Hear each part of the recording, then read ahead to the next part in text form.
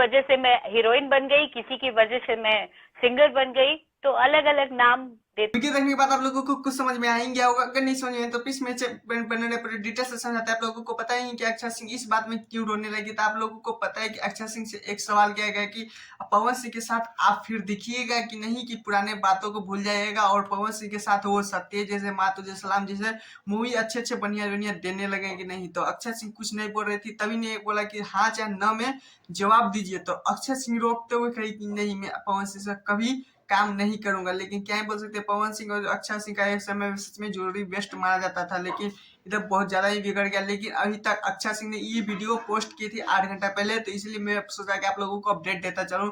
आई गई थी, आप लोगों ने एक से एक बड़ी हिट फिल्में दी थी, सत्या, धड़कन।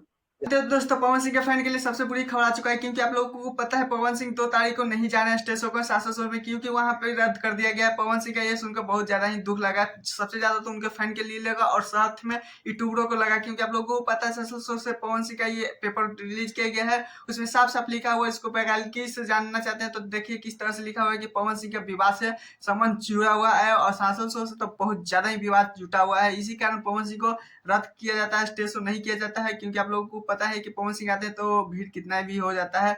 और इसमें कुछ लोगों का भी हाथ है पवन सिंह का कहना है, लेकिन जैसे कुछ ने पवन सिंह बोले कि देखिए अभी 2 तारीख को है कि रद्द किया गया है, कुछ ना कुछ उपाय करते ही है। लेकिन देखते हैं आप लोग, पवन सिंह अपने फैन के लिए थोड़ा सा मेहनत कर रहे हैं। प्लीज मेरे चैनल तो चैनल सब्सक्राइब, वीडियो को लाइक करें, क्योंकि आप लोगों को फैन अपने पावर स्टार के लिए अपडेट देते रहते हैं। टाटा बाय बाय आज के लिए।